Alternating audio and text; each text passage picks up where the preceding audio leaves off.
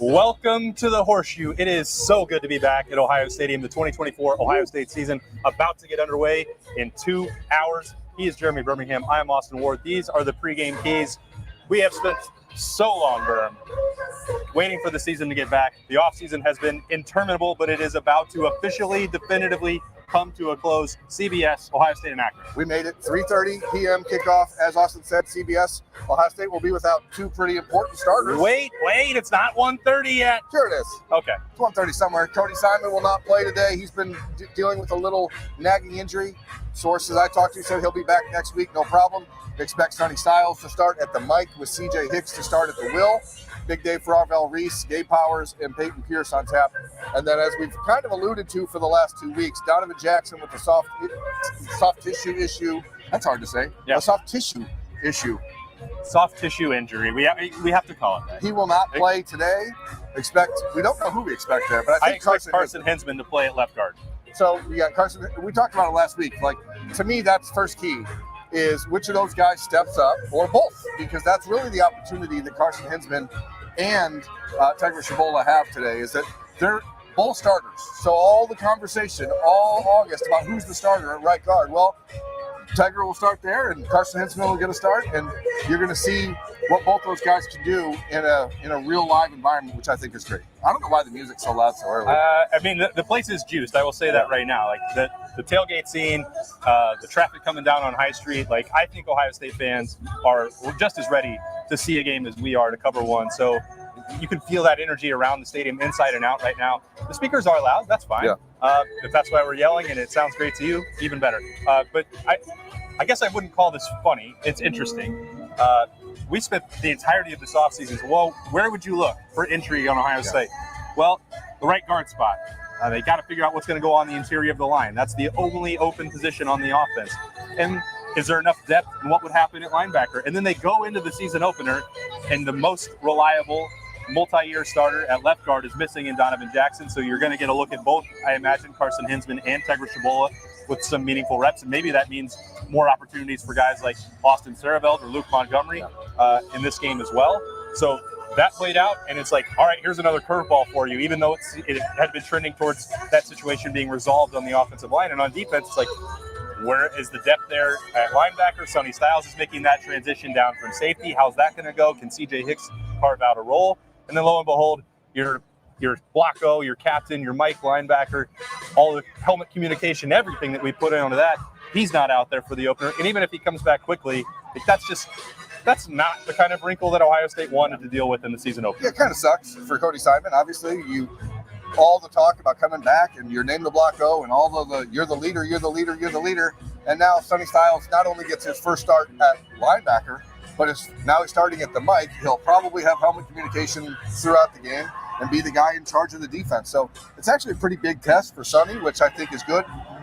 You're playing against an Akron team that returns 4 offensive linemen from one of the worst offensive lines in football last year. They also brought in 5 offensive linemen in the transfer portal. So you return 4 starters and bring in 5 guys because your line was that bad. So the Buckeyes are going to get a chance to get after the quarterback. And I think for me, that's key one. Like, kind of joked about it all week and talked about different ways of saying it, but Ohio State needs to dominate the front 7 in this game. And if you do that early, nothing else is going to matter. So I'm really excited to see a reinvigorated JT Tuimoloau, maybe a more free-flowing defense that allows those guys to be more creative. And heading into year 3 of the Jim Knowles experience, like, that's what we should be expecting. So if you don't see it early, I'm going to be kind of annoyed. I don't like to dip into the coaching cliches about, controlling the line of scrimmage, but it is, as you like to say, and we say all the time, they are cliches for a reason. Yeah. There's lots of truth to that.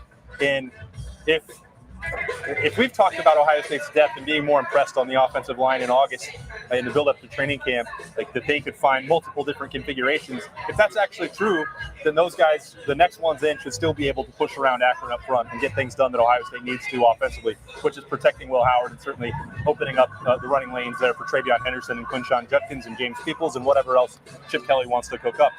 But the defensive line, like, whatever's going on at the second level with the linebackers, they are not affected by this. You don't have anyone who's questionable. You have Jack Sawyer, you have JT Tuimoloau, you have Ty Hamilton, you have Tyleik Williams, you have Caden Curry, you have Kenyatta Jackson, you have Hero Kanu, you have Caden McDonald, Jason Moore, the next wave in. These guys are all out there and ready to go against an offensive line that last year was not good. Could they be much better this year with some experience or with the transfer portal? Maybe. Not. They shouldn't be good enough to hold Ohio State at bay in one-on-one matchups. Like maybe because of the Cody Simon not playing, maybe we don't see as much blitzing from Ohio State today as we would have thought we were going to see with Jim Knowles wanting to generate different levels of pressure, but they should not need it today. And if that's what you really want to watch and pay attention to. With no Cody, you lose like a security blanket. You don't lose the ability to do different things. It may change the mindset a little bit because maybe you don't get quite as aggressive sending Sonny or sending CJ over and over because you don't have the guy there to clean up the mistakes if they happen. So offensively, key for me is getting Will Howard unleashed early, whether that's in the run game. I often feel like, again, cliche, like in basketball, sometimes you need a layup, something to get see the ball through the hoop. I think for Will Howard, getting hit early, getting out there, really getting loose, maybe running a read option early in the game or finding a big throw early. This is a huge change for Will Howard, and he has said all the right things and done all the right things since he arrived at Ohio State. But now you're in a stadium that's going to have 105,000 people in it, and the nerves are going to be different. The feelings are going to be different. So you got to get out here and feel comfortable early. So whatever Ohio State can do to get Will Howard feeling settled in the first drive or two, preferably the first play, is the way that I would go. So that's important just for I think the overall vibe of the stadium, because the one question is still, is Will Howard really going to be good enough to lead Ohio State at quarterback? And I think you need to give Will a chance to prove that really early. You know how this is the way I would want to see it for Ohio State, because I agree with what you say. Normally that's dial something easy, like a short completion, a bubble screen, let Emeka go do something after the catch. I kind of think that's not the way Ohio State should be showing confidence in Will Howard. And I think you should not just run 4 verts, but let Jeremiah Smith go one-on-one and take a deep route right off the bat. I'm totally fine for Jeremiah Smith going one-on-one. I know, but it's it doesn't have to be this is the only option. I mean, you're playing a team that a deep shot could be considered a layup if you have a guy like Jeremiah Smith. That's my point. Let that be down the field, because if there's been conversation, which I think Will Howard is not annoyed, because I think he handles it in such a mature way. He has certainly been made aware of, hey, people are wondering if you can throw the deep ball. You didn't do that as well at Kansas State, and Devin Brown does that really well in training camp practices, and everybody talks about it. The opportunity for Jeremiah Smith or Carnell Tate or Emeka Egbuka against an Akron cornerback in an Akron secondary, they're going to run past him. That may be the easiest way to end all that conversation, to find the confidence that you want, and to, all right, deep breath based off of that. Some of the timing stuff, especially when you come off of a long 8 months since you played a game, 8.5 months, sometimes those can be more tricky than just hey, you're a really fast guy, just blaze past somebody and you scored a 75-yard touchdown. Yeah. And if he's one-on-one, he's open, right? So I can't do a pregame key show without talking about the weather. It's true. It's really humid right now. It needs to rain before kickoff. And according to the weather, it's going to. And we should get a pretty good storm coming in here, right at 3 o'clock, right at the start of the game. And then it should be done pretty much by kickoff. So I will see if the field's a little slippery when the guys get out here early. But I want to see the run game get unhitched and find, whether it's Travion Henderson, whether it's Quinshon Judkins. I don't care. I don't care which offensive linemen are out there. I just want to see the Buckeyes running forward and running through this Akron defensive line. Akron's defense is probably better than they're going to get credit for. They were one of the better defenses in the country last year, 31 in total defense. But they're still Akron. And if you're going to be the team that everyone thinks you are, and all the offseason talk about the revamped Chip Kelly run game, and you bring in Tim Drevno and Justin Fry and all these guys to focus on fixing the run game, this is the game where that needs to be on full display. And so I don't care. We talked a little bit see the T formation. Let's just power football for the first drive or two and let things get. Make sure you set a tone early is what I'm saying. Don't be out here trying to be cute. All right, if you're going to dip into your midseason weather bag, I'm going to go into mine. Special teams make a difference. You have vastly superior athletes to Akron. You have vastly superior athletes to basically every other roster in the country for Ohio State. They've made changes. They put the full-time assistants. They got Parker Fleming is gone. Spoiler, if you weren't aware of that, you're going to find out that Ohio State has revamped some of the responsibilities for the assistants and don't have a full-time special teams coordinator to handle that. How's that going to look? How's that going to work? Our guys going to be out there to make some plays?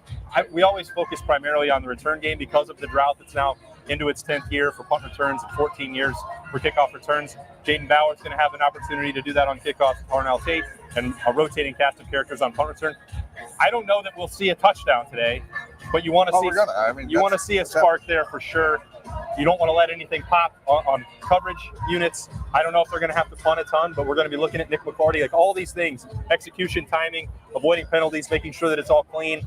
Like if we spent the last couple of years focusing on that when it's not been good, let's end that conversation quickly. And sometimes it feels like we're really diving into the minutia of a game that the Buckeyes should win by 50 points, Yep. but these are the types of games that really set the tone for the season. And, if we go back to 2015, you think about the Northern Illinois game or the Hawaii game that year, and you're like, yeah, that was ugly.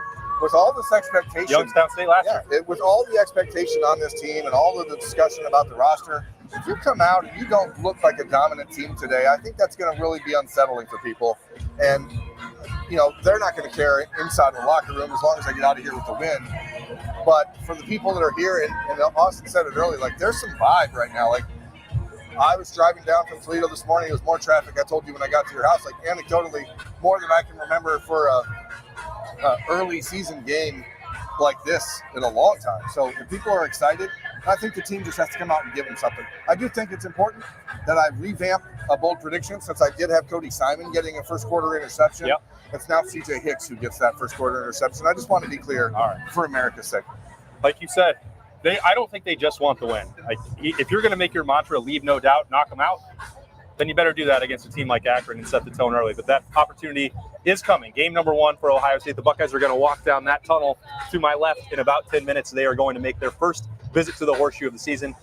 Thank goodness the offseason is officially dead, and we're ready to have some full coverage for you on the podcast. We'll be back after the game with snap judgments no matter what happens. We'll get some notebook going on, and then we'll break down everything that happens with the season opener for Ohio State and Akron. Thanks for joining us on the pregame keys on the podcast. He's Jeremy Birmingham. I am Austin Ward. Enjoy the game, folks.